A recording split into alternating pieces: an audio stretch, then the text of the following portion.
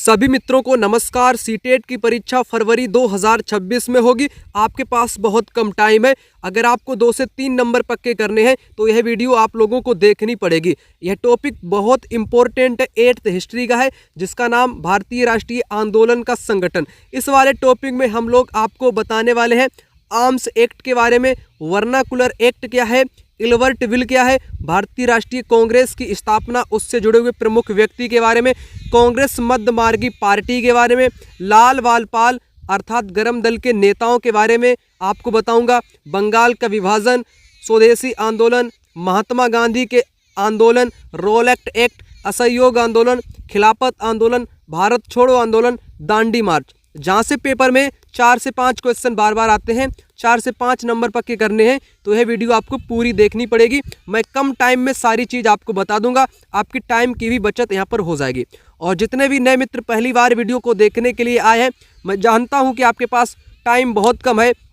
अगर आप लोग अंतिम रिवीजन करना चाहते हो, क्या अंतिम रिवीजन आप लोग करना चाहते हो, तो आप लोग इन नोट्स को ले लो, जिससे मैं आपको पढ़ाऊंगा या बताऊंगा या समझाऊंगा। नोट्स आपके सामने इस प्रकार से, इन नोट्स में पूछे गए PYQ क्वेश्चन भी सभी वर्ष के आपको मिल जाएंगे। Complete notes, history, geography, polity. Paper देने से पहले एक बार नज़र डाल के इनको देख लेना, तो भी आपका पूरा क्या हो जाएगा, पूरा रिवीजन हो जाएगा। रिवीजन करने में 2 से 3 दिन का आपको टाइम लगेगा। मात्र 5 घंटे के भीतर भी आप लोग पूरा रिवीजन कर लोगे। लेना कैसे? नंबर आपकी स्क्रीन पर है, दिए गए नंबर पर कॉल या व्हाट्सएप पर मैसेज करके इन नोट्स को प्राप्त कर सकते हो। नोट्स का प्राइस 149 मैंने कर दिया है, 149 नोट्स का प्राइस है। फटाक से मैसेज करो, फटाक से ले लो। चलो मैं इस वीडियो को यहाँ पर शुरू करता हूँ। तो यहाँ पर भारतीय राष्ट्रीय आंदोलन का संगठन 1870 के दशक से 1947 तक का अध्ययन करेंगे। अब देखो यहाँ पर 1870 और 1880 के दशकों में बने राजनीतिक संगठनों में ज़्यादातर संगठनों की बागडोर वकील आदि अंग्रेजी शिक्षित पेशेवरों के हाथों में थी। पूना सार्वजनिक सभा, इंडियन एसोसिएशन, मद्रास महाजन सभा, बॉम्बे प्रेसिडेंसी और भारतीय राष्ट्रीय कांग्रेस के प्रमुख संगठन थे। ठीक, अब उसके बाद मैं बात करूंगा आप लोगों से पूना सार्वजनिक सभा। बहुत सारे संगठन देश के खास हिस्सों में काम कर रहे थे, लेकिन वे अपने लक्ष्य को भारत के सभी लोगों का लक्ष्य बताते थे। उनके मुताबिक उनके लक्ष्य किसी खास इलाके या समुदाय या वर्ग के लक्ष्य नहीं थे। वे इसी सोच के साथ काम कर रहे थे कि लोग संप्रभु हों। संप्रभु का मतलब बाहरी हस्तक्षेप के बिना स्वतंत्र रूप से कदम उठाने की क्षमता हो। तो संप्रभु की भावना कौन संगठन रख रहा था? तो पूना सार्वजनिक सभा। ठीक, उसके बाद 1870 और 1880 यानी कि 100 वर्ष के बीच में दशकों में ब्रिटिश शासन के प्रति असंतोष और गहरा ज़्यादा हुआ। असंतोष गहराता गया ब्रिटिश शासन के प्रति भारत के लोगों का। क्यों? 1878 में आर्म्स एक्ट पारित किया गया, जिसके जरिए भारतीयों द्वारा अपने पास हथियार रखने का अधिकार छीन लिया गया। तो अंग्रेज़ों ने भारत के लोगों के पास से हथियार छीनने का अधिकार पारित कर दिया। आर्म्स एक्ट जिसको बोलते हैं, जिसके अकॉर्डिंग हथियार नहीं रख सकता है, अंग्रेज़ों ने हथियार छीन लिए। इस अधिकार के तहत 1878 में, पॉइंट बहुत इंपॉर्टेंट है, पेपर में अक्सर पूछ लिया जाता है। उसके बाद वर्नाकुलर एक्ट, ये भी 1878 में वर्नाकुलर एक्ट प्रेस पारित किया गया। इस कानून में प्रावधान था कि अगर किसी खबर में कोई आपत्तिजनक चीज छपती है तो सरकार की आलोचना जो करती है, उसकी प्रिंटिंग प्रेस सहित सारी संपत्ति जब्त कर ली जाएगी। यहाँ पर आपने समझा वर्नाकुलर एक्ट, जो कि प्रेस पर पाबंदी लगाने से संबंधित है। अगर अंग्रेज़ों की कोई भी आपत्तिजनक ऐसी खबर छपती है, उसकी आलोचना करती है अंग्रेज़ों की, है ना, तो उसकी प्रिंटिंग प्रेस सहित पूरी संपत्ति जब्त करने का अधिकार था। उसके बाद इलवर्ट विल। इलवर्ट विल बहुत इंपॉर्टेंट है। 1883 में इलवर्ट विल लागू करने का सरकार ने प्रयास किया। इसको लेकर काफ़ी हंगामा भी हुआ।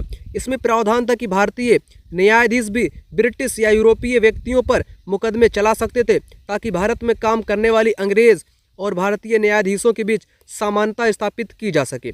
अंग्रेज़ों के विरोध से सरकार ने इसको वापस ले लिया। तो भारतीयों ने इस बात की काफ़ी विरोध किया कि अंग्रेज़ों के असली रवैये का इससे पता चल गया। ठीक है ना, तो ये भी पॉइंट इम्पोर्टेंट है। क्या आपने समझा? इलवर्ट बिल में मैंने आपको समझाने का प्रयास किया है, इसको लेकर काफ़ी हंगामा भी हुआ क्योंकि इसमें प्रावधान था कि भारतीय न्यायाधीश भी ब्रिटिश या यूरोप के व्यक्तियों पर मुकदमा चला सकते थे। भारत में काम करने वाली अंग्रेज और भारतीय न्यायाधीशों के बीच समानता स्थापित करने का प्रयास किया गया था, लेकिन अंग्रेज भड़बड़ा गए, अंग्रेज विरोध में उतर आए, तो फिर इसको वापस लेना पड़े। इससे पता चलता है अंग्रेजों के असली रवैये का। अब उसके बाद इलवर्ट बिल से क्वेश्चन फटाक से देखो, फिर आगे बात करूंगा। 1883 में इलवर्ट बिल के लागू करने पर विरोध क्यों हुआ बताओ? विरोध बी और सी। अंग्रेजों ने इस बिल का विरोध किया क्योंकि अब भारतीय भी ब्रिटिश या यूरोपीय व्यक्तियों पर मुकदमा चला सकते थे, इसलिए विरोध हुआ। बिल ने अंग्रेज और भारतीय न्यायाधीशों के बीच समानता स्थापित करने का प्रयास किया था। ये दो बातें आपकी करेक्ट हैं, बी और सी। ठीक। उसके बाद राष्ट्रवाद के उदय को प्रतिबिंबित करने के लिए निम्नलिखित को प्रारंभिक से नूतन क्रम में लगाओ। नूतन का होता है पुरातन, प्रारंभिक से नूतन की क्रम में लगाओ। ठीक, पहले ए आएगा। ए मतलब कि भारतीय लोगों को संप्रभु होना चाहिए, यह चेतना जागृत हुई। पूना सार्वजनिक सभा, पूना सार्वजनिक सभा सबसे पहले आपकी आई। ठीक, प्रारंभ में पूर्णा सार्वजनिक सभा आएगी। उसके बाद डी वर्नाकुलर एक्ट 1878 में। उसके बाद बी इलवर्ट बिल भी आपका 1800 कब? इलवर्ट बिल अभी मैं आपको बता रहा था 1883 में। ठीक, यहां पर समझो, ठीक है ना। ये सबसे पहले आपकी आ जाएगी ए। उसके बाद डी वर्नाकुलर एक्ट 1878 में, और भारतीय राष्ट्र कांग्रेस की स्थापना 1885 में, इलवर्ट बिल 1853 में। तो अब सबसे पहले ये आएगा, फिर उसके बाद 78, फिर आपका 53, फिर लास्ट में आपका 85। तो इस प्रकार से आपका हो जाएगा तीसरा विकल्प इस क्वेश्चन का, इस प्रकार से। ठीक, तो ऐसे क्रम वाले भी क्वेश्चन पेपर में आपसे पूछेंगे जरूर ही जरूर। भारतीयों द्वारा इलवर्ट बिल को वापस लेने का विरोध क्यों हुआ? क्योंकि यह अंग्रेजों की नस्लवादी मनोवृत्ति को दर्शा रहा था। ठीक, उसके बाद इलवर्ट बिल विवाद किससे संबंधित है? यूपीएससी के प्रीलिम्स में क्वेश्चन आया है, तो थर्ड से संबंधित है। यूरोपीय लोगों के मुकदमे के संबंध में भारतीय मजिस्ट्रेटों पर लगाई गई अयोग्यता को हटाना, करेक्ट हो जाएगा थर्ड। अब मैं कांग्रेस की बात करूंगा। किसकी? कांग्रेस की बात करूंगा। भारतीय राष्ट्रीय कांग्रेस 1885 में देश भर के 72 प्रतिनिधियों, कितने प्रतिनिधि थे? 72 प्रतिनिधि थे, ने बंबई में एक सभा करके भारतीय राष्ट्रीय कांग्रेस की स्थापना की। संगठन के प्रारंभिक नेता दादा भाई नौरोजी, फिरोज शाह मेहता, बदरुद्दीन तैयब, WC बनर्जी, सुरेंद्र नाथ बनर्जी, रोमेश दत्त, एस सुब्रमण्यम अय्यर एवं अन्य प्रायः बंबई और कोलकाता के थे। ये लोग कहाँ के थे? मुंबई और कोलकाता के ही थे। 1885 में कांग्रेस की स्थापना 72 प्रतिनिधियों ने मिलकर के की। अब एक महत्वपूर्ण व्यक्ति आपके हैं दादा भाई नौरोजी। नौरोजी व्यवसायी और प्रचारक थे, वे लंदन में रहते थे, कुछ समय के लिए ब्रिटिश संसद के सदस्य भी रहे। तो वो ब्रिटिश संसद के सदस्य भी रहे। उन्होंने युवा राष्ट्रवादियों का मार्गदर्शन किया। नौरोजी की पुस्तक poverty and un British rule in India, इनकी किताब कौन सी है बताओ? दादा भाई नौरोजी की poverty and un British rule in India. इस किताब में इन्होंने ब्रिटिश शासन के आर्थिक परिणामों की तीखी आलोचना की है। धन निष्कासन का सिद्धांत भी इन्होंने ही बताया है। ठीक, अब देखो कांग्रेस के मध्यमार्गी पार्टी, कांग्रेस की मध्यमार्गी पार्टी अपने पहले 20 सालों में कांग्रेस अपने उद्देश्य और तरीकों के लिहाज से मध्यमार्गी पार्टी थी। कांग्रेस ने सरकार और शासन में भारतीयों और ज़्यादा जगह दिए जाने के लिए आवाज़ उठाई। तो कांग्रेस की मध्य पार्टी ने आवाज़ उठाई कि भारत के लोगों को ज़्यादा अधिक पद दिए जाएं, विधान परिषद में भारतीयों को ज़्यादा जगह दी जाए, परिषदों को ज़्यादा अधिकार दिए जाएं, उनका गठन किया जाए। कांग्रेस चाहती थी कि सरकार में भारतीयों को भी ऊंचे पद दिए जाएं। इस काम के लिए मांग की गई कि सिविल सेवा के लिए लंदन के साथ साथ भारत में भी परीक्षा आयोजित की जाए। उसके साथ शुरुआती सालों में कांग्रेस ने कई आर्थिक मुद्दे भी उठाए। उनका कहना था कि भारत में ब्रिटिश शासन की वजह से गरीबी और अकाल पड़ रहे हैं। कांग्रेस की मांग थी कि लगान कम किया जाए, फौजी खर्चों में कटौती की जाए, सिंचाई के लिए अनुदान किया जाए। ये प्रारंभिक मांगे थी कांग्रेस की। ठीक, अब क्वेश्चन कराऊंगा फटाक से भारतीय राष्ट्रीय कांग्रेस की स्थापना के बारे में कथन और कारण। 1885 में देश भर के प्रतिनिधियों ने बंबई में सभा करके भारतीय राष्ट्रीय कांग्रेस की स्थापना की, करेक्ट। और कारण ये इंपॉर्टेंट है, सेनावर्ती ब्रिटिश अफसर था एक एओ ह्यूम ने विभिन्न क्षेत्रों के भारतीयों के साथ मिलकर कांग्रेस बनाने में अहम भूमिका की। तो यहाँ पर एओ ह्यूम महत्वपूर्ण व्यक्ति है, ठीक। ये सेना का था, ये रिटायर हो चुका था, सेनावृत्ति ब्रिटिश अफसर था, तो इसने महत्वपूर्ण भूमिका निभाई, ये ख्याल रख लेना। उसके बाद आरंभिक वर्षों में भारतीय राष्ट्रीय कांग्रेस ने अंग्रेजों के खिलाफ बहुत आर्थिक मुद्दे भी उठाए थे। मुद्दे कौन कौन से उठाए थे? दिसंबर 2024 में आया क्वेश्चन। तो कांग्रेस का कहना था कि भारत में ब्रिटिश शासन की वजह से गरीबी और अकाल पड़ रहे हैं, करेक्ट। इसने मांग की लगान कम किया जाए, फौजी खर्चों में कटौती की जाए, फौजी खर्चों में, करेक्ट। सिंचाई के लिए अनुदान की मांग, इसे मनोरंजन ये गलत है। चौथा जहाँ जहाँ पर दिखे उसको हटाना है, बाकी पहला दूसरा तीसरा इस क्वेश्चन का राइट आंसर। उसके बाद दादा भाई नौरोजी की पुस्तक poverty and un British rule in India किस थीम के बारे में है? तो ये ब्रिटिश राज के आर्थिक प्रभाव के बारे में है, ब्रिटिश राज के आर्थिक प्रभाव के बारे में है। अब कांग्रेस के मध्यमार्गी नेता की बात करूं, मध्यमार्गी नेता जनता को ब्रिटिश शासन के अन्यायपूर्ण चरित्र से अवगत कराना चाहते थे। उन्होंने अखबार निकाले, लेख लिखे, यह साबित करने का प्रयास किया ब्रिटिश शासन देश को आर्थिक तबाही की ओर ले जा रहा है। और उसके बाद इन्होंने क्या किया? उन्होंने अपने भाषणों में ब्रिटिश शासन की निंदा की और जनमत निर्माण के लिए विभिन्न भागों में प्रतिनिधि भेजे। मध्यमार्गियों को लगता था कि अंग्रेज स्वतंत्रता व न्याय के आदर्शों का सम्मान करते हैं, इसलिए वे भारतीयों की न्यायसंगत मांगों को स्वीकार कर लेंगे। इनको ऐसा लगता था। कांग्रेस का मानना था कि सरकार को भारतीयों की भावना से अवगत कराना चाहिए, ठीक। तो ये मध्यमार्गी पार्टी थी। तो ये मध्यमार्गी पार्टी हमेशा प्रार्थना करती थी, क्या करती थी? प्रार्थना करती थी, सरकार से निवेदन करती थी, है ना, प्रार्थना निवेदन करती थी, गिड़गिड़ाती थी, भीख ऐसा मांगती थी, आप लोग इस प्रकार से कह सकते हो। तब आ गए आपके गरम दल के नेता, एकदम संघर्ष से ही आज़ादी आएगी। स्वतंत्रता हमारा जन्मसिद्ध अधिकार है, बाल गंगाधर तिलक का कथन। किसका? बाल गंगाधर तिलक का कथन, ठीक। ये वाला बाल गंगाधर तिलक। 1890 के दशक तक बहुत सारे लोग कांग्रेस के राजनीतिक तौर तरीकों पर सवाल उठाना शुरू कर दिए थे। देखो, बंगाल में बिपिन चंद्र पाल, पंजाब में लाला लाजपत राय और महाराष्ट्र में बाल गंगाधर तिलक जैसे नेता आमूल परिवर्तनवादी उद्देश्य और पद्धतियों का अनुरूप करने लगे थे। उन्होंने निवेदन की राजनीति, ये निवेदन की राजनीति जो थी, प्रार्थना की राजनीति थी या गिड़गिड़ाने की राजनीति थी, के लिए नरमपंथियों की आलोचना की। जो नरमपंथी नेता थे कांग्रेस के, वो अंग्रेज़ों के सामने गिड़गिड़ाते थे, प्रार्थनाएं करते थे, निवेदन करते थे, याचिकाएं लिखते थे अपनी मांग मंगवाने के लिए। अब ये आगे गरम दल के नेता लाल बाल पाल, ये थे आक्रोश, इन्होंने आलोचना की नरम दल के नेताओं की। फिर इन्होंने कहा आज़ादी ऐसे नहीं मिलेगी, संघर्ष करना पड़ेगा, ठीक। आत्मनिर्भरता तथा रचनात्मक कामों को महत्व पर जोर दिया। उनका कहना था कि सरकार लोगों को सरकार के नेक इरादे पर नहीं, अपनी ताकत पर भरोसा करना चाहिए। सरकार के नेक इरादे पर भरोसा मत करो, अपनी ताकत पर भरोसा करो, ये कहते थे नेता। इसलिए लोगों को स्वराज के लिए खुद से लड़ना पड़ेगा, ये कहना है उनका।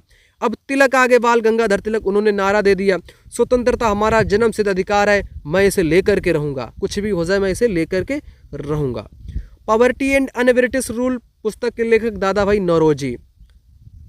अब केसरी नामक अखबार जो ब्रिटिश शासन का कट्टर आलोचक बन गया था, बाल गंगाधर तिलक की अखबार है केसरी, पेपर में आता है क्वेश्चन, बाल गंगाधर तिलक का केसरी, ठीक। उसके बाद स्वतंत्रता मेरा जन्मसिद्ध अधिकार है, मैं इसे लेकर के रहूंगा, किसने यह बुलंद किया नारा? बाल गंगाधर तिलक ने यह नारा बुलंद किया। जनता को सरकार की अच्छी नीयत पर भरोसा नहीं करना चाहिए, ये ठीक। यह कथन राष्ट्रीय आंदोलन के समय निम्नलिखित में से किस व्यक्ति के आंदोलन का आधार बनी? तो क्या है इस क्वेश्चन का जवाब बताओ? तो बिपिन चंद्र पाल यहाँ पर करेक्ट जवाब हो जाएगा। बिपिन चंद्र पाल, लाला लाजपत राय, बाल गंगाधर तिलक के समय में ये हुआ था, ठीक। कि जनता को सरकार की अच्छी नीयत पर भरोसा नहीं करना चाहिए, उसके नेक इरादे पर भरोसा नहीं करना चाहिए, हमें संघर्ष खुद करना चाहिए, तभी आज़ादी मिलेगी। तभी तो उन्होंने कह दिया स्वतंत्रता मेरा जन्मसिद्ध अधिकार है, मैं इसे लेकर के रहूँगा। उसके बाद क्वेश्चन आपके सामने है, राष्ट्रीय आंदोलन के मध्यमार्गी नेता क्या करना चाहते थे? देश की आर्थिक तबाही के विरुद्ध जनमत का निर्माण ये करते थे, अपनी मांग मंगवाते थे मध्यमार्गी नेता। सिंचाई के लिए अनुदान, फौजी खर्चों में कटौती, है ना, सिविल सेवा के लिए आयोजन की जाए परीक्षाएं, ऐसी मांगे अपनी मंगवाया करते थे, निर्माण किया करते थे, प्रार्थनाएं किया करते थे। भारतीय राष्ट्रीय कांग्रेस के गरम दल के नेता के बारे में है, सही नहीं वाला बताना है, अर्थात गलत बताना है आपको। तीसरा सही नहीं है, वे सोचते थे कि अंग्रेज स्वतंत्रता एवं उदार के आदर करते हैं, उदार, ये ऐसा नहीं सोचते थे। इन्होंने कहा कि नरम दल की प्रार्थना की राजनीति करते हैं। इनकी आलोचना इन्होंने की थी गरम दल के नेता ने, और उन्होंने आत्मनिर्भरता और रचनात्मक कार्य को महत्व दिया था। करेक्ट, वे मानते थे कि लोगों को अपने स्वराज के लिए अवश्य लड़ना चाहिए, ये मानते थे गरम दल के नेता। और ये बात आपकी तीसरी बात सरासर गलत है। उसके बाद आगे देखो, कांग्रेस के मध्यमार्गी धड़े ने ब्रिटिश शासन के अधीन सरकार और शासन में भारतीयों को और ज़्यादा प्रतिनिधित्व दिए जाने की मांग उठाई थी। कांग्रेस के मध्यमार्गी नेताओं ने बिल्कुल उठाई थी। मध्यमार्गियों को लगता था कि अंग्रेज स्वतंत्रता व न्याय के आदर्शों का सम्मान करते हैं, ये मध्यमार्गियों को लगता था, जबकि गरम दल के नेताओं को बिल्कुल भी नहीं लगता था। तो फोर्थ विकल्प करेक्ट आपका हो जाएगा। उसके बाद मध्यमार्गी राष्ट्रीय नेताओं के औपनिवेशिकवाद के विरोध संबंधित निम्न वक्तव्यों पर विचार करें। कर लेता हूं विचार। दोनों सही है। मध्यमार्गी नेता अंग्रेजी राज की भाषणों द्वारा आलोचना करते थे। वे अपने प्रतिनिधियों को जनता को संगठित करने के लिए देश में विभिन्न भागों में भेजते थे। मध्यमार्गी नेताओं के विचार में अंग्रेज स्वतंत्रता व न्याय के विचारों का आदर करते थे, अतः वे भारतीयों की न्यायोचित मांगे मान लेते थे। ये बातें दोनों आपकी करेक्ट हो जाएंगी। अब उसके बाद बंगाल का विभाजन देखो। बंगाल का विभाजन 1905 में लॉर्ड कर्जन ने बंगाल का विभाजन कर दिया। उस वक्त बंगाल ब्रिटिश भारत का सबसे बड़ा प्रांत था। बिहार, उड़ीसा के कुछ भाग भी बंगाल का हिस्सा हुआ करते थे। अंग्रेज़ों का कहना था कि प्रशासकीय सुविधा को ध्यान में रखते हुए बंगाल का बंटवारा करना जरूरी था। किस लिए? उनका अंग्रेज़ों का कहना क्या है कि प्रशासकीय सुविधा को बता दिया, इसलिए बंगाल का बंटवारा कर दिया। प्रशासकीय सुविधा का मतलब अंग्रेज अफसरों और व्यापारियों के फायदे से था। सरकार ने गैर बंगाली इलाकों को अलग करने की बजाय उसके पूर्वी भागों को अलग करके असम में मिला लिया। उसके बाद पूर्वी बंगाल को अलग करने के पीछे अंग्रेज़ों का मुख्य उद्देश्य था कि बंगाली राजनेताओं के प्रभाव पर अंकुश लगाया जा सके और बंगाली जनता को बांट दिया जा सके। हिंदू और मुस्लिम में फूट डालो और राज करो, ये इनका था। बंगाल विभाजन का फिर विरोध हुआ। बंगाल विभाजन ने देश भर में गुस्से की लहर छा गई। बंगाल विभाजन से मध्यमार्गी और आमूल परिवर्तनवादी कांग्रेस के सभी धड़ों ने इसका विरोध किया। विशाल जनसभाओं का आयोजन किया गया, जुलूस निकाले गए, जन प्रतिरोध के नए नए रास्ते ढूंढे गए। इससे जो संघर्ष उपजा उसे स्वदेशी आंदोलन के नाम से जाना गया। स्वदेशी आंदोलन का जन्म आपके किससे हुआ? तो आपका ये बंगाल विभाजन से ही हुआ। स्वदेशी आंदोलन, यह आंदोलन बंगाल में सबसे ताकतवर था। आंध्र के डेल्टा इलाकों में से वंदे मातरम के नाम से जाना गया। स्वदेशी आंदोलन को आंध्र क्षेत्र में वंदे मातरम के नाम से जाना गया। स्वदेशी आंदोलन ने ब्रिटिश शासन का विरोध किया और स्वयं सहायता, स्वदेशी उद्यमों, राष्ट्रीय शिक्षा और भारतीय भाषा के उपयोग को बढ़ावा दिया। अब उसके बाद आगे क्या है? स्वराज के लिए आमूल परिवर्तनवादी ने जनता को लामबंद करने और ब्रिटिश संस्थानों व वस्तुओं का बहिष्कार पर जोर दिया। और इस वाले स्वदेशी आंदोलन में विदेशी वस्तुओं का बहिष्कार किया गया। कुछ लोग ब्रिटिश शासन को उखाड़ फेंकने के लिए क्रांतिकारी हिंसा के समर्थक भी थे। फिर उसके बाद क्या हुआ? ऑल इंडिया मुस्लिम लीग की स्थापना हो गई। 1906 में मुसलमान जमींदारों और नवाबों के एक समूह ने ढाका में ऑल इंडिया मुस्लिम लीग का गठन कर लिया।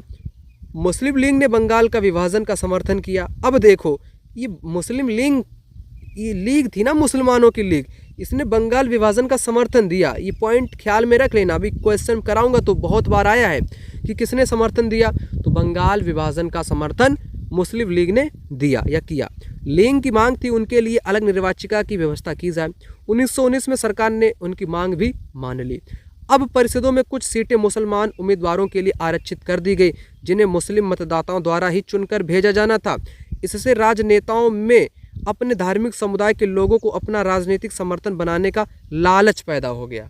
ठीक, तो मुस्लिम लीग ने बंगाल विभाजन का समर्थन किया, अलग निर्वाचिका की व्यवस्था की गई और इनकी मांग मान ली भी गई 1919 में।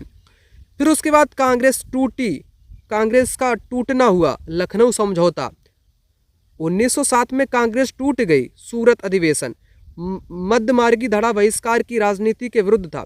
इन लोगों का मानना था कि इसके लिए बल प्रयोग की आवश्यकता होती है, जो कि सही नहीं है। संगठन टूटने के बाद कांग्रेस पर मध्यमार्गी का दबदबा बन गया, जबकि तिलक के अनुयायी बाहर से काम कर रहे थे। दिसंबर 1915 में दोनों खेमों ने मिलकर फिर एकता स्थापित की। दिसंबर 1916 में कांग्रेस और मुस्लिम लीग के बीच लखनऊ समझौता हुआ और मिलकर काम करने का फैसला किया गया। अब क्वेश्चन देखो, अंग्रेज़ों द्वारा 1905 में बंगाल के विभाजन का मुख्य कारण क्या था? तो बंगाल के राष्ट्रवादियों के प्रभाव को कम करना, बंगाली लोगों का विभाजन करना या उनका बांट देना। उसके बाद बंगाल विभाजन और स्वदेशी आंदोलन के विषय में सही नहीं, अब नहीं वाला बताना है, अर्थात आपको गलत वाला बताना है। वायसराय मिंटो ने इसका विभाजन नहीं किया बल्कि करजन ने किया। किसने किया? करजन ने किया। तो पहली बात गलत, ए जहाँ जहाँ पर दिखे उसको आंख मूंद कर हटाओ। ऑल इंडिया मुस्लिम लीग ने बंगाल विभाजन का समर्थन किया, बिल्कुल करेक्ट, बी आपका करेक्ट हो जाएगा, बी इसमें है ही नहीं, तो बी और सी करेक्ट, बी और सी। स्वदेशी आंदोलन ने ब्रिटिश संस्थानों व वस्तुओं का बहिष्कार पर जोर दिया, करेक्ट।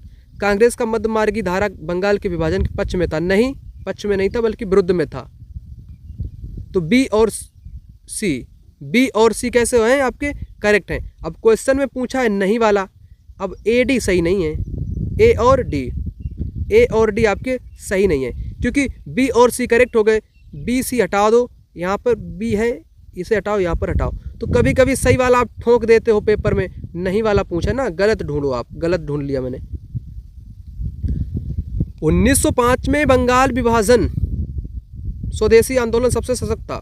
किस क्षेत्र में आंदोलन को वंदे मातरम के नाम से जाना गया? आंध्र प्रदेश में। उसके बाद 1905 में बंगाल विभाजन के बाद स्वदेशी आंदोलन को भारत के किस क्षेत्र में वंदे मातरम के नाम से जाना गया? आंध्र। दोनों क्वेश्चन अलग अलग हैं, दोनों एक ही बात करते हैं, एक ही बात पूछने पर जोर देते हैं, विकल्पों में चेंज है, तो ऐसे क्वेश्चन पेपर में आपको देखने को मिलेगा। पहला विश्व युद्ध 1914 से 18 तक चला। इस युद्ध में भारत की आर्थिक और राजनीतिक स्थिति बदल गई। इस युद्ध की वजह से ब्रिटिश सरकार के रक्षा खर्च में भारी इजाफा हुआ। इस खर्चे को निकालने के लिए सरकार ने निजी आय और व्यावसायिक मुनाफे पर कर बढ़ा दिया। क्या कर दिया? कर बढ़ा दिया, निजी आय पर और व्यावसायिक मुनाफे पर। पहले विश्व युद्ध में सैनिक आय के इजाफे तथा युद्धक आपूर्ति की वजह से जरूरी कीमतों की चीज़ों में भारी उछाल आया।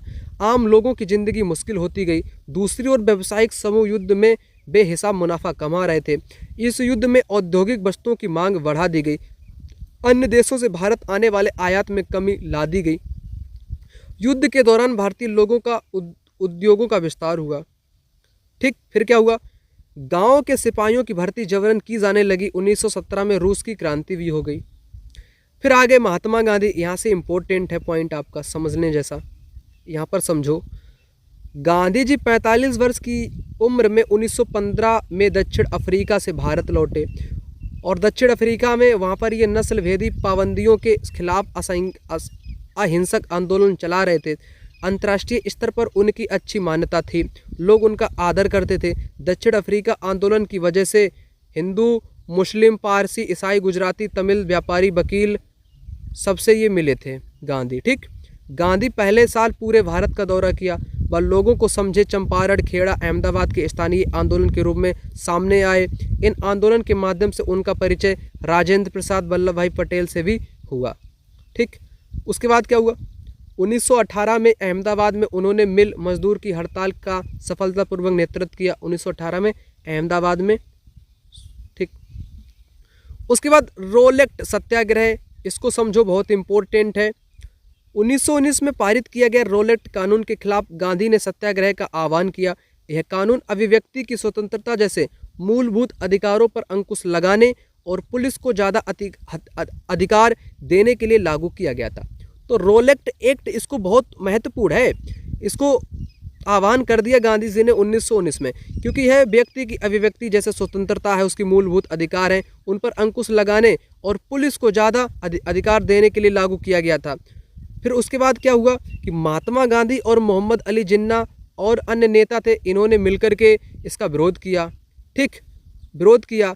लोगों की बुनियादी स्वतंत्रता पर अंकुश लगाने का कोई अधिकार नहीं है। उन्होंने इस कानून को शैतान की करतूत या निरंकुशवादी बताया। तो निरंकुशवादी या शैतान की करतूत गांधी और मोहम्मद अली जिन्ना जैसे नेताओं ने रोलेक्ट एक्ट को बताया। उसके बाद गांधी ने आह्वान किया कि 6 अप्रैल 1919 को अहिंसक विरोध दिवस के रूप में, अपमान व याचना दिवस के रूप में मनाया जाए और हड़तालें की जाएं। रोलेक्ट सत्याग्रह ब्रिटिश सरकार के खिलाफ पहला अखिल भारतीय संघर्ष था। यह मोटे तौर पर शहरों तक सीमित था। अप्रैल 1919 में पूरे देश में जगह जगह जुलूस निकाले गए, हड़तालें की गईं। है ना। सरकार ने आंदोलन को कुचलने के लिए दमनकारी रास्ता भी अपनाया, जो जलियांवाला बाग हत्याकांड के रूप में परिवर्तित हो गया। तो 6 अप्रैल को क्या अहिंसक दिवस कब मनाया गया? 6 अप्रैल को। और फिर क्या हुआ? बैसाखी का दिन था। 13 अप्रैल की बात थी, अमृतसर की बात थी। जनरल डायर ने जलियांवाला बाग में दिन दहाड़े गोलियां चलवाई, जनसंहार करवाया और रविंद्रनाथ टैगोर ने अपनी पीड़ा गुस्सा जताते हुए नाइटहुड की उपाधि वापस कर दी। तो नाइटहुड की उपाधि किसने वापस कर दी? गुरुदेव रविंद्रनाथ टैगोर ने। रोलेट सत्याग्रह के दौरान लोगों ने ब्रिटिश शासन के खिलाफ हिंदुओं और मुसलमानों के बीच गहरी एकता बनाए रखने के लिए प्रयास किए। महात्मा गांधी यही सोचते थे। उसके बाद रोलेट सत्याग्रह के विषय में इन वक्तव्यों को पढ़ें। ए और सी करेक्ट है, ए और सी। रोलेट एक्ट के खिलाफ सत्याग्रह के लिए गांधी जी ने 1919 में घोषणा की। सी वाला करेक्ट है। 6 अप्रैल 1919 को अपमान और याचना दिवस के रूप में मनाया गया। ठीक, पुलिस की शक्तियां बढ़ती थी। यही एक्ट आम आदमी के मौलिक अधिकार को सशक्त नहीं बल्कि मौलिक अधिकार पर अंकुश लगाने पर ये था, इसलिए बी गलत है। जहाँ जहाँ पर बी था उसको ऐसे ऐसे हटाओगे पेपर में, तब आपके सामने ए सी राइट आंसर उत्तर आपके सामने आ जाएगा। उसके बाद 1929 में गांधी ने अंग्रेजों द्वारा हाल ही में पारित किए गए रोलेट कानून के खिलाफ सत्याग्रह का आह्वान किया। करेक्ट। पर मोहम्मद अली जिन्ना ने रोलेट कानून का समर्थन किया? नहीं, इसने समर्थन नहीं किया, इसने भी विरोध किया। ए सही है, बी गलत है। रोलेट एक्ट के बारे में है। रोलेट एक्ट ने मूल अधिकारों पर प्रतिबंध लगाया और पुलिस के अधिकारों को मजबूत किया। करेक्ट है, करेक्ट है। और सब गलत हैं। ए, केवल ए, केवल ए। ये गलत हैं। क्यों गलत है मैं नहीं बताऊंगा, मैं सब बता चुका हूँ, टाइम नहीं है उतना हमारे पास। अब ये देखो, ऑल इंडिया मुस्लिम लीग के बारे में है। मुस्लिम लीग ने मुसलमानों के लिए अलग निर्वाचिका की मांग की थी। करेक्ट। मुस्लिम लीग ने बंगाल विभाजन का समर्थन भी किया था। करेक्ट।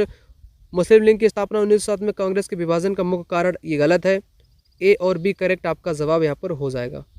अब यहाँ पर बात करेंगे खिलाफत और असहयोग आंदोलन की। 1920 में अंग्रेजों ने तुर्की के सुल्तान खलीफा पर बहुत सख्त संधि थोप दी थी। भारतीय मुसलमान चाहते थे कि पुराने ओटोमन साम्राज्य में स्थित पवित्र मुस्लिम स्थानों पर खलीफा का नियंत्रण बना रहना चाहिए। खिलाफत आंदोलन के नेता मोहम्मद अली जिन्ना, शौकत अली अब एक सर्वव्यापी असहयोग आंदोलन शुरू करना चाहते थे। गांधी जी ने अपना समर्थन किया और कांग्रेस से आग्रह किया कि पंजाब में हुए अत्याचारों और खिलाफ के मामले में हुए अत्याचार के विरुद्ध मिलकर अभियान चलाएं और स्वराज की मांग करें। तो खिलाफत आंदोलन को असहयोग आंदोलन का नाम गांधी जी ने दे दिया था, क्योंकि मुसलमान भी चाहते थे, अंग्रेज़ों के विरुद्ध में थे। क्योंकि अंग्रेज़ों ने 1920 में सुल्तान खलीफा, जो कि एक इनका पवित्र स्थान माना जाता है, ओटोमन साम्राज्य, वहाँ पर एक संधि थोप दी थी। इसलिए मुस्लिम और गांधी इनका दोनों का समर्थन हो गया। ठीक, ये वाले पॉइंट आप लोग याद रखना। और उसके बाद क्या हुआ? 1921-22 में असहयोग आंदोलन को गति मिली। हजारों विद्यार्थी ने सरकारी स्कूल कॉलेज छोड़े। मोतीलाल नेहरू, सी.आर. दास, राजगोपालचारी और आसफ अली जैसे बहुत सारे वकीलों ने वकालत करना छोड़ दिया। अंग्रेज़ों द्वारा दी गई उपाधियों को वापस लौटा दिया गया। विधानमंडलों का बहिष्कार, विदेशी कपड़ों की होली चलाई गई। 1920-22 के बीच विदेशी कपड़ों का आयात भारी में गिरावट आ गई। क्यों आ गई? क्योंकि होली जला दी गई कपड़ों की असहयोग आंदोलन में। असहयोग आंदोलन गांधी की एक किताब है। गांधी की किताब क्या है? हिंद स्वराज। हाँ, गांधी की किताब का नाम है हिंद स्वराज। एक गांधी की किताब का नाम है, यहाँ पर लिखा नहीं है, मैं आपको अतिरिक्त बता देता हूँ। हिंद स्वराज गांधी की किताब का नाम है। और 1919 में गांधी उस किताब में लिखते हैं कि 1905 या 1919 कुछ है आपकी तिथि।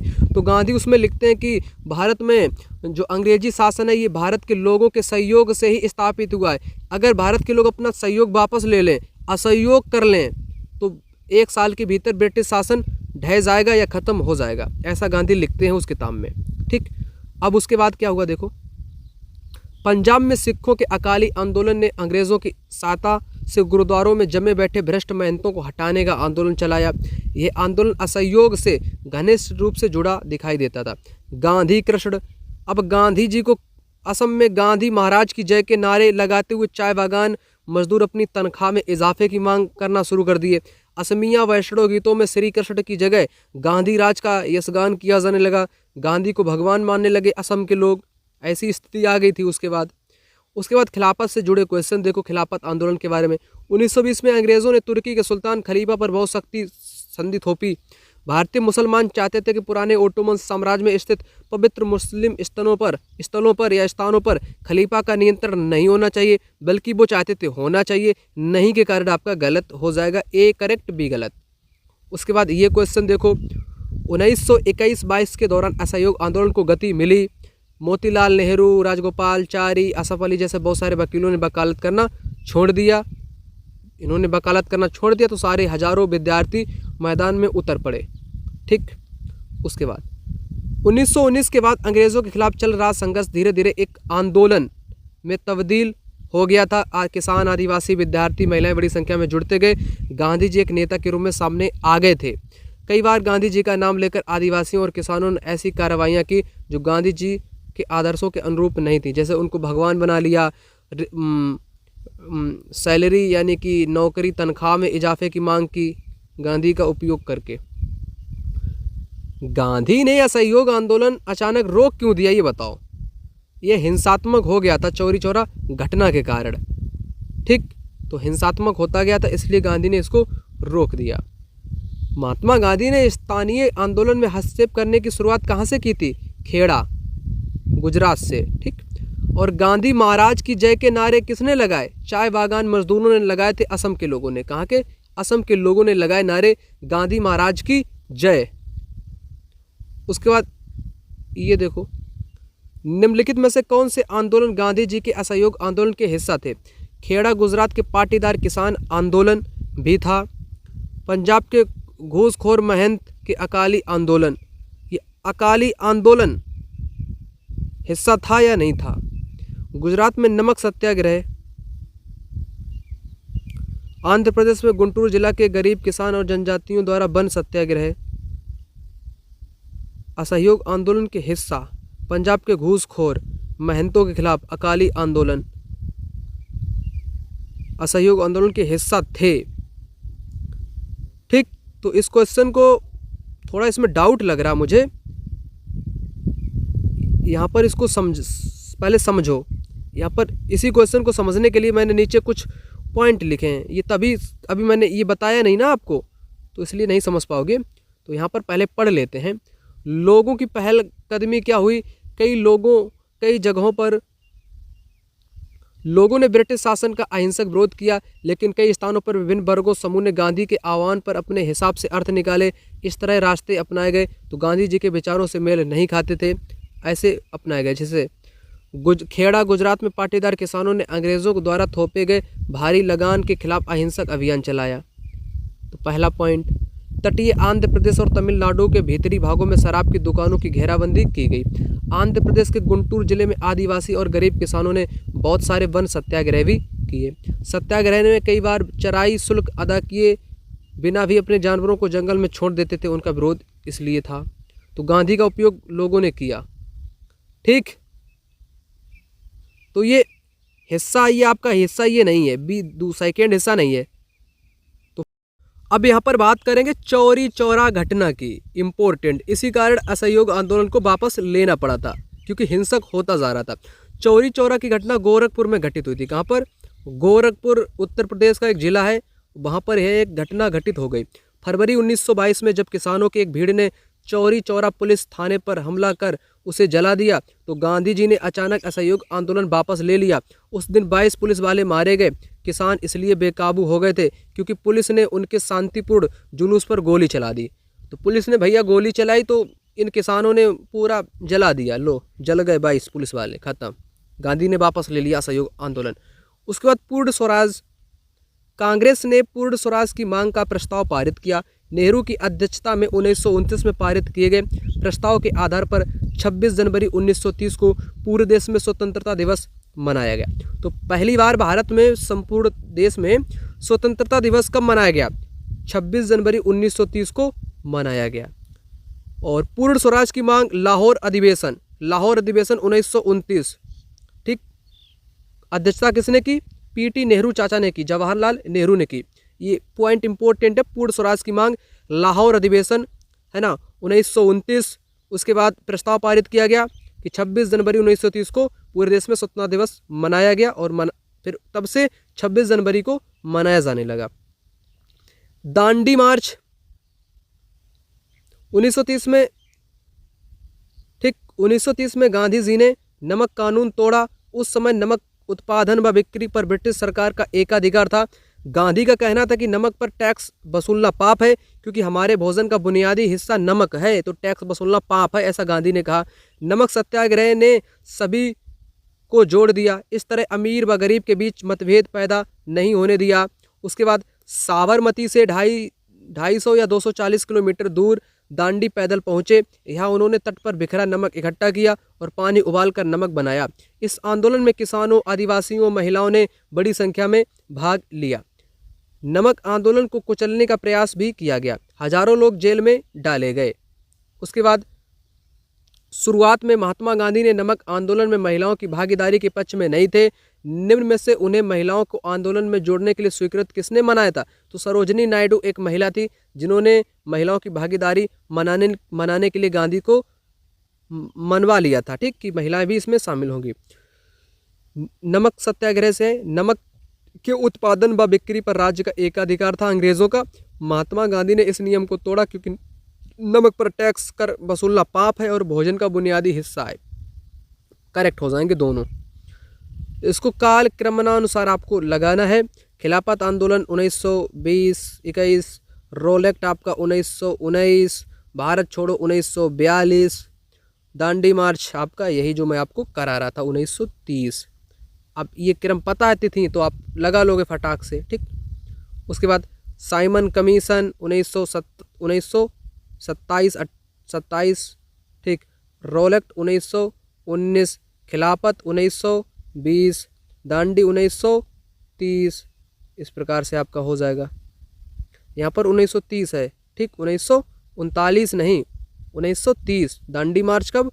1930, ठीक। उसके बाद मिलान वाला भी क्वेश्चन इस प्रकार से आता है। पूर्ण स्वराज की 1929 जो भी मैं बता रहा था, पीटी नेहरू की अध्यक्षता में, ठीक। रोल एक्ट 1919 इस प्रकार से हो जाएगा। हिंदुस्तान सोशलिस्ट ये पार्टी, भारतीय कम्युनिस्ट पार्टी, यहाँ पर ही मैंने लिख भी दिया है 1919। हिंदुस्तान सोशलिस्ट 1928, भारतीय कम्युनिस्ट 1925, पूर्ण स्वराज आपका 1929। उसके बाद प्रांतीय स्वायत्तता के बारे में है कथन। सरकार ने ऐलान किया कि 1937 में प्रांतीय विधायकों के लिए चुनाव कराए जाएंगे।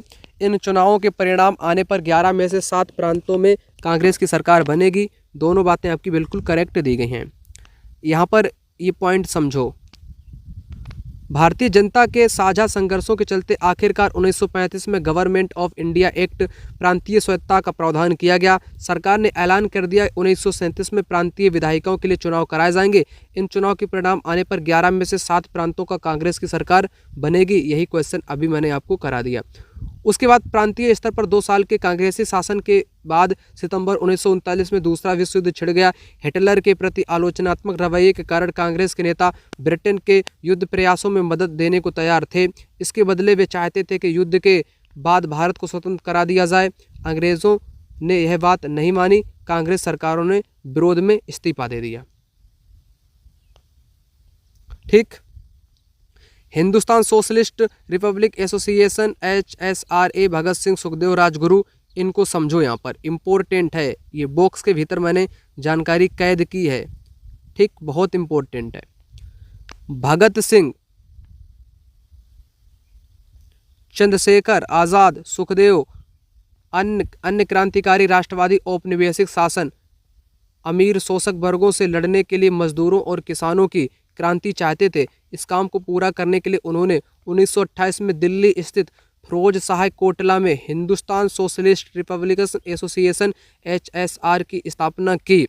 17 दिसंबर 1928 को भगत सिंह, चंद्रशेखर आज़ाद, राजगुरु ने लाला लाजपत राय पर लाठीचार्ज करने वाले सैंडर्स नामक पुलिस अफसर की हत्या कर दी। इसी लाठीचार्ज के कारण बाद में लाला लाजपत राय की मृत्यु हो गई थी। तो ये क्या है? ये हिंदुस्तान सोशलिस्ट रिपब्लिकन एसोसिएशन के बारे में मैं आपको जानकारी बता रहा हूँ। ठीक, 1928 में स्थापना हुई दिल्ली स्थित फिरोज शाह कोटला में। और अपने साथी राष्ट्रवादी बीके दत्त के साथ भगत सिंह ने 8 अप्रैल 1929 को केंद्रीय विधान परिषद में बम फेंका था। क्रांतिकारियों ने अपने पर्चे में कहा था कि उनका मकसद किसी की जान लेना नहीं बल्कि बहरों को सुनाना है। पेपर में बन सकता है कि बम फेंका, बहरों को सुनाना है, तो उनका बीके दत्त और भगत सिंह। ठीक, विदेशी सरकार को उसके द्वारा किए जा रहे भयानक शोषण से अवगत कराना। भगत सिंह, सुखदेव और राजगुरु को 23 मार्च 1931 को फांसी पर चढ़ा दिया गया। उस समय भगत की आयु सिर्फ 23 साल की थी। कितनी आयु? 23 साल की उम्र में भगत सिंह फांसी पर चढ़ गए। समझो, अब आप लोग 23 साल की उम्र में क्या कर रहे हो वो आप ही जान सकते हो, अपने भीतर झांक के देखो। उसके बाद सरदार पटेल को समझो। सरदार वल्लभ भाई पटेल ने 1945-47 के दौरान आज़ादी के लिए वार्ताओं में एक अहम भूमिका अदा की। पटेल नादियाड गुजरात के एक गरीब किसान व्यवसायी परिवार में से थे। 1918 के बाद स्वतंत्रता आंदोलन की अगली कतार में रहने वाले पटेल 1931 में कांग्रेस के अध्यक्ष भी रहे। उसके बाद सुभाष चंद्र बोस, इन्होंने आज़ाद हिंद फौज की स्थापना की। सुभाष चंद्र बोस, समझो सुभाष चंद्र बोस को। समाजवादी विचार रखने वाले आमूल परिवर्तनवादी राष्ट्रवादी सुभाष चंद्र बोस अहिंसा के गांधीवादी आदर्शों में विश्वास नहीं रखते थे। हालांकि राष्ट्रपिता के रूप में गांधी जी का सम्मान करते थे, क्योंकि सुभाष चंद्र बोस गांधी का सम्मान करते थे लेकिन उनके जो आदर्श थे उसमें विश्वास नहीं रखते थे, क्योंकि सभी व्यक्ति की विचारधाराएं अलग होती हैं। ठीक, तो नहीं मानते थे बल्कि सम्मान करते थे। उसके बाद जनवरी 1941 में उन्होंने बिना किसी को बताए कलकत्ता छोड़ दिया। जर्मनी के रास्ते होते हुए सिंगापुर पहुंच गए। भारत को अंग्रेजों के नियंत्रण से मुक्त कराने के लिए उन्होंने वहां आज़ाद हिंद फौज, इंडियन नेशनल आर्मी का गठन किया। 1944 में आज़ाद हिंद फौज ने इम्फाल और कोहिमा की ओर भारत में प्रवेश करने का प्रयास किया, किंतु यह अभियान सफल नहीं हो पाया। ठीक, और इन आज़ाद हिंद फौज के जो सदस्य थे उनको कैद कर लिया गया, उन पर मुकदमे चलाए गए। देश भर में तमाम तरह के लोगों ने आज़ाद हिंद फौज के सिपाहियों पर चलाए गए मुकदमों के खिलाफ चले संघर्षों में हिस्सा भी लिया। मौलाना आज़ाद, देखो मौलाना आज़ाद ये हैं, ये वाले मौलाना आज़ाद, ये जवाहरलाल नेहरू, ये हमारे गांधी जी। ठीक, तो उसके बाद मौलाना आज़ाद का जन्म मक्का में हुआ। मौलाना का जन्म मक्का में हुआ। उनके पिता बंगाली और माँ अरब मूल की थी। बहुत सारी भाषाओं के जानकार, आज़ाद, इस्लाम के विद्वान और वहादते दीन यानी सभी धर्मों की बुनियादी एकता के हिमायती थे। गांधीवादी आंदोलन में हमेशा सक्रिय रहने वाले और हिंदू मुस्लिम एकता के पक्के हिमायती थे। उन्होंने जिन्ना के 2 राष्ट्र सिद्धांत का विरोध किया। पेपर में क्वेश्चन पूछ लेता है कि जिन्ना के 2 राष्ट्र सिद्धांत का विरोध किसने किया, तो मौलाना आज़ाद ने किया। मक्का में इनका जन्म हुआ था। अब मोहम्मद अली जिन्ना भी समझ लो, ये अली जिन्ना खतरनाक आदमी, मोहम्मद अली जिन्ना। ठीक, 1920 तक हिंदू मुस्लिम एकता के समर्थन में सक्रिय रहे। जिन्ना ने लखनऊ समझौता करवाने में एक अहम भूमिका अदा की थी। 1934 के बाद उन्होंने मुस्लिम लीग को पुनर्जीवित किया और अंत में वे पाकिस्तान की स्थापना के सबसे मुख्य प्रवक्ताओं में इसकी कतार में जा पहुँचे। तो इन्होंने पाकिस्तान। उसके बाद राजगोपालाचारी को भी समझ लो। ठीक, वयोवृद्ध राष्ट्रवादी, दक्षिण में नमक सत्याग्रह के नेता। अब पेपर में आता है कि दक्षिण भारत में नमक सत्याग्रह के नेता कौन थे? राजगोपालाचारी दक्षिण भारत में नमक सत्याग्रह के नेता थे। 1946 में बनी अंतरिम सरकार के सदस्य, स्वतंत्र भारत के पहले भारतीय गवर्नर जनरल भी थे। स्वतंत्र भारत के पहले भारतीय गवर्नर जनरल कौन थे? तो राजा गोपालाचारी। उन्हें लोग राजा जी के नाम से भी जानते थे। और एक महिला और है, उसको भी समझ लो। स्वतंत्रता संघर्ष के लिए महिलाएं कर्नाटक की थी, अंबाबाई। अंबाबाई एक महिला बहुत इंपॉर्टेंट है। राष्ट्रीय आंदोलन में अलग अलग पृष्ठभूमि वाली बहुत सारी महिलाओं ने हिस्सा लिया।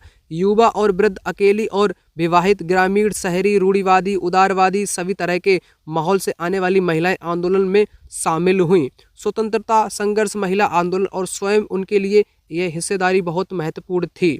ठीक, अब एक महिला है आपकी अंबाबाई, उनको समझ लो आप लोग।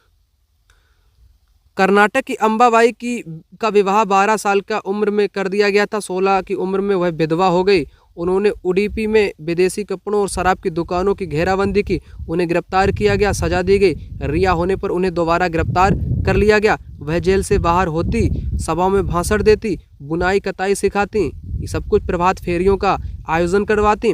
अंबाबाई इन्हें अपने जीवन के सबसे सुखद क्षण मानती थी, क्योंकि ऐसे क्षणों में उन्हें एक नया मकसद और प्रतिबद्धता दिखाई पड़ती थी। बताओ, किसी औरत या किसी स्त्री की विवाह मात्र 12 साल में हो गया, उसका विवाह 12 साल में हुआ, 16 साल की 4 साल बाद उसका पति गुजर गया, वो विधवा हो गई। और इतनी हिम्मत, इतनी शक्तिशाली महिला जो भाषणों का आयोजन करती थी, कई बार जेल भी गई, है ना। तो ऐसी महिलाएं थीं 16 की उम्र में, 17 की उम्र में। और आज की महिलाएं क्या कर रही हैं 29-30 की उम्र में, आप जानते हो। ठीक, आंदोलन के हिस्सेदारी में अपने अधिकार को मनवाने के लिए महिलाओं को काफ़ी जदोजहद करनी पड़ती थी। उदाहरण के लिए नमक सत्याग्रह के दौरान खुद महात्मा गांधी भी महिलाओं की हिस्सेदारी के समर्थन में नहीं थे, फिर इनको सरोजिनी नायडू ने मनवा लिया था आंदोलन में शामिल करने के लिए। ठीक है ना। उसके बाद पाकिस्तान की मांग, भारत का विभाजन। कैबिनेट मिशन की विफलता के बाद मुस्लिम लीग ने पाकिस्तान की मांग मनवाने के लिए जन आंदोलन शुरू कर दिए। उसने 16 अगस्त 1946 को प्रत्यक्ष कार्रवाई दिवस मनाने का आह्वान किया। कब? 16 अगस्त 1946 को।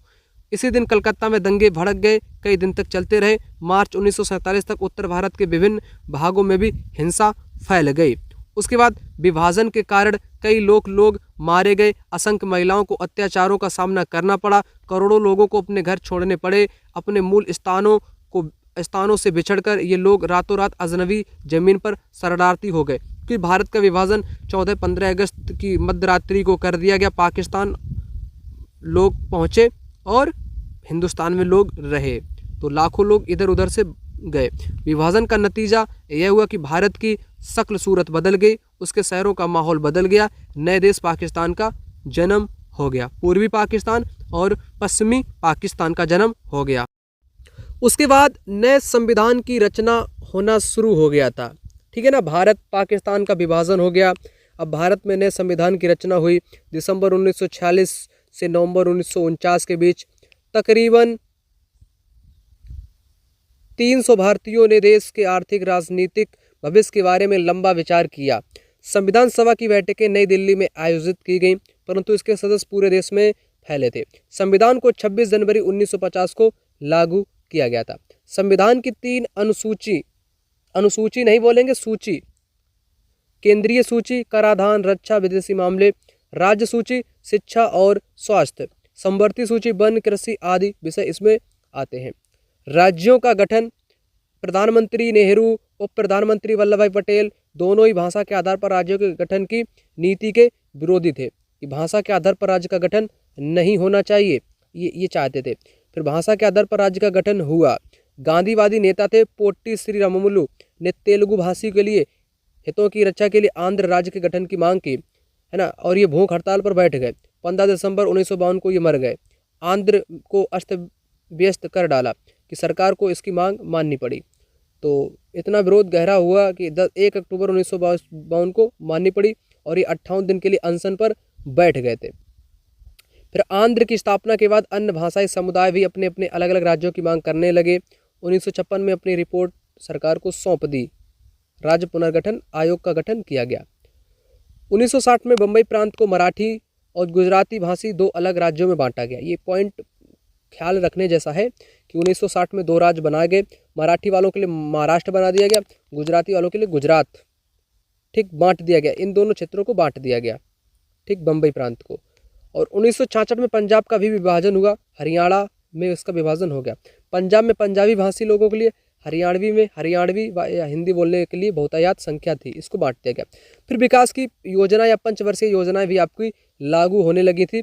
1950 में योजना आयोग का गठन हुआ। इस बारे में ज़्यादा सहमति थी कि भारत मिश्रित अर्थव्यवस्था के रास्ते पर चलेगा। यहाँ राज्य और निजी दोनों उत्पादन और रोजगार पैदा करने में महत्वपूर्ण भूमिका अदा करेंगे। उसके बाद 1956 में दूसरी पंचवर्षीय योजना तैयार की गई।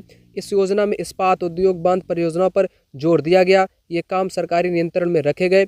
कुछ को लगता था कि इस प्रणाली में खेती पर जोर नहीं दिया गया है, कुछ को लगता था कि प्राथमिक शिक्षा की उपेक्षा हो रही है, कुछ का कहना था कि पर्यावरण पर ध्यान नहीं दिया गया। ठीक, एक मीरा बहन एक व्यक्ति है महत्वपूर्ण, उनको समझ लो, फिर ये वाला मैं ख़त्म कर दूंगा, पूरा इतिहास यहीं पर ख़त्म। मीरा बहन, महात्मा गांधी की अनुयायी मीरा बहन ने 1949 में लिखा था कि विज्ञान और मशीनरी के द्वारा उसे कुछ समय तक भारी फायदा हो सकता है, लेकिन आखिरकार तबाही मिलेगी। ये मीरा बहन कहती है, गांधी की शिष्या या अनुयायी बोल सकते हो, कि विज्ञान और मशीनरी से तबाही मिलेगी बाद में। हमें कुदरत से संतुलन का अध्ययन करके अपनी ज़िंदगी चलाने चाहिए, तभी हम स्वस्थ और नैतिक रूप से सब प्रजाति के रूप में जीवित रह पाएंगे। ये मीरा बहन 1949 में कह गई थी। ठीक, तो इतिहास मैंने यहीं पर द एंड कर दिया। तो अच्छे से पढ़ लेना, रिवीजन कर लेना, पेपर में क्वेश्चन यहीं से आपको मिल जाएगा।